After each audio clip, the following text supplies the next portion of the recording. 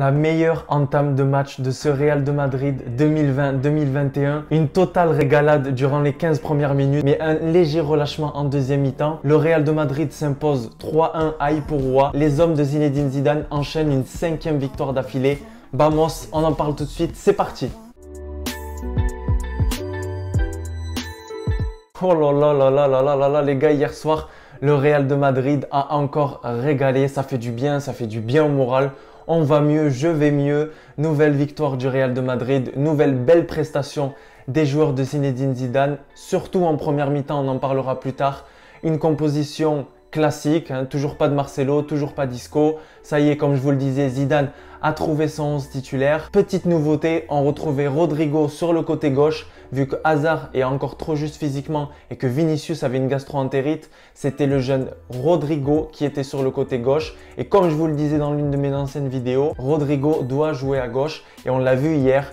Le match commence super bien. Lors des premières minutes de ce match, il délivre une passe incroyable pour Karim Benzema. Karim Benzema l'a mis au fond des filets. C'était juste incroyable. 1-0 pour le Real de Madrid, puis 2-0 sur un pressing de Lucas Vázquez très haut dans la surface des joueurs d'Eibar. Il la passe à Benzema. Benzema régale encore sur le côté avec un petit crochet qu'il aime bien faire. Et la passe, il lève la tête pour Modric et Luka Modric qui régale. Je le répète, à ses 35 ans, encore un but. Il explose la cage, il explose le gardien.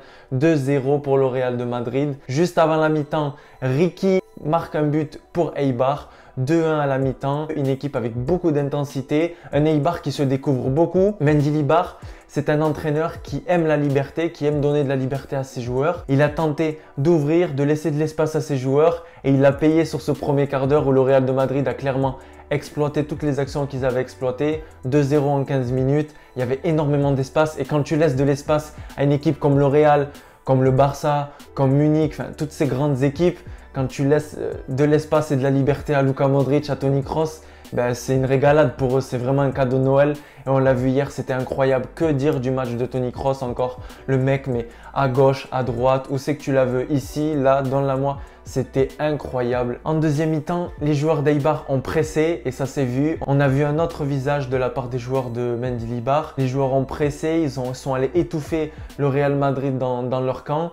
Et on a eu des difficultés pour sortir les ballons. C'était un autre Real de Madrid. On a même douté à quelques instants.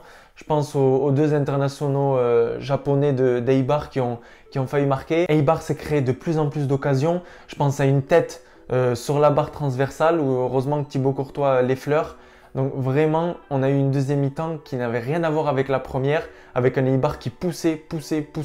Ce but leur a donné de la confiance. Ils se sont dit, voilà, à 2-1, tout est jouable, tout est possible. Zidane prend du temps à faire les changements. On attend la 71e minute pour voir l'entrée de Marco Asensio à la place de Rodrigo, Valverde à la place de Luka Modric. J'aurais bien aimé voir un Mariano qui rentre dans les 10-15 dernières minutes ou un Jovic pour apporter ce pressing, apporter un petit peu de 109 en attaque parce que Karim Benzema a été incroyable hier soir. Mais c'est vrai qu'on voit qu'à la fin des matchs, c'est plus le même Karim Benzema. Il fatigue et c'est normal, c'est normal. Il enchaîne 5-6 matchs d'affilée et Luka Modric, pareil, il est sorti parce que voilà, on l'a vu glacé au niveau de la cuisse. Faut pas s'étonner, il enchaîne son 11e match consécutif en tant que titulaire à 35 ans.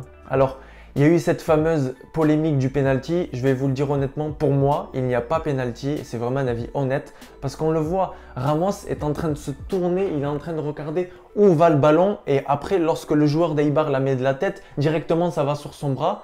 Alors, mais bien sûr qu'il n'y a pas penalty. Le mec a son bras décollé, oui, mais il regarde un ballon. Vous croyez qu'il va le faire exprès alors que le ballon n'est pas encore arrivé sur la tête du joueur d'Eibar de mettre son bras face à lui? Non, il n'y a pas penalty et point, c'est tout. Les joueurs d'Eibar ont poussé.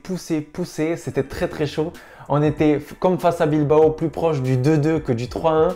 Mais heureusement, à la 92e minute, encore sur un service de l'incroyable Karim Benzema qui a fêté ses 33 ans, Lucas Vázquez marque le 3e but. Lucas Vázquez scelle l'avenir d'Eibar dans ce match et le Real Madrid l'emporte 3-1. Je vous le rappelle, sur des buts de Karim Benzema, Luka Modric et Lucas Vázquez. L'homme du match pour moi, c'est clairement Karim Benzema. Il a été partout. de la première à la dernière minute. Un but et 2 passes décisives pour cet homme. Je vous rappelle, Karim Benzema cette saison, c'est en Liga 7 buts et 5 passes décisives pour ce monstre. Ce monstre qui régale de plus en plus. J'ai une question à vous poser. Est-ce que Benzema est dans la meilleure forme de sa carrière professionnelle? Est-ce que vous pensez qu'à 33 ans, voilà, il est au sommet de son art et qu'il est buteur et passeur, qu'il régale chaque week-end, chaque match? C'est incroyable ce qu'il peut proposer. Mon top 3 pour ce match, pour cette victoire du Real de Madrid, c'est bien évidemment notre ami Kabenwebe, Karim Benzema, auteur d'un match exceptionnel. Deuxième joueur, Luka Modric. Et troisième joueur, je vais vous dire, soit Carvajal, soit Toni Kroos. Et j'ai trouvé les deux encore extraordinaires ce soir. Et quel retour de Carvajal, ça fait tellement du bien de l'avoir de retour dans notre groupe. J'espère qu'il ne se blessera pas et qu'on va rester avec cet effectif-là. J'ai pas de flop, honnêtement, j'ai pas de flop à vous donner. Les joueurs que j'ai trouvé timides sur ce match, ça va être Casimiro. J'ai vu plusieurs pertes de balles lors de la première mi-temps. C'est assez fréquent chez Casimiro malheureusement. C'est un excellent récupérateur. C'est un excellent 5e défenseur lorsque le Real défend, vous le voyez au niveau du dispositif. Et voilà, au niveau des relances, parfois c'est un petit peu timide, c'est pas sa qualité première. Et on l'a vu lors de cette première mi-temps, on l'a pas trop vu non plus sur l'ensemble du match. Donc voilà, je dirais pas flop, mais je dirais timide. Et après, je dirais Rodrigo pour la deuxième mi-temps, même si sa première mi-temps est très intéressante et qu'on a pu voir qu'il avait des qualités pour jouer à gauche et prétendre à cette place de titulaire à gauche à la place d'Hazard en attendant. Je l'ai trouvé trop timide en deuxième mi-temps. Lucas Vazquez, attention à Lucas Vazquez aussi avec l'enchaînement des matchs. Pareil, il a joué arrière droit puis ailier droit. Il n'a pas eu un seul match de repos. Attention à ne pas le cramer. Je l'ai vu un petit peu en dessous pour ce match-là, hormis le but qu'il a pu marquer.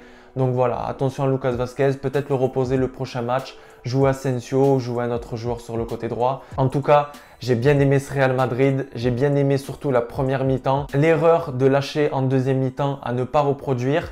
Mercredi à 19h45, on enchaîne avec Granada. Granada qui est la surprise de ce championnat espagnol, de cette Liga. Granada qui est à égalité avec le FC Barcelone à la 6e et 7e place, qui prétend à une place européenne. Granada qui est cette année même en Europa League et qui s'est qualifié l'an dernier. Donc on va encore affronter une équipe costaud. Ce sera à domicile, ce sera à Di Stefano. Ce sera mercredi à 19h45, bien évidemment sur beIN Sport.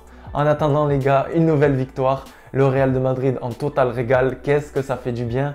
Merci d'être de plus en plus nombreux. Merci d'avoir pété les scores sur la dernière vidéo. C'était juste incroyable. Je crois qu'on est à quasi 500 vues sur la dernière vidéo. C'est incroyable. 100 abonnés. On vient de passer la barre des 100 abonnés. Merci encore. Merci d'être de plus en plus nombreux. N'oublie pas de liker et n'oublie surtout pas de t'abonner. 60% d'entre vous n'êtes pas abonnés à ma chaîne YouTube. N'hésitez pas à vous abonner pour voir les prochaines vidéos. Il y aura de nouveaux formats et il y a bien évidemment le before et l'after de chaque match. En attendant les gars, à la Madridina Damas, le Real est leader. Ça joue mieux et au fait, meilleure attaque de Liga, 25 buts marqués cette saison à la Madrid.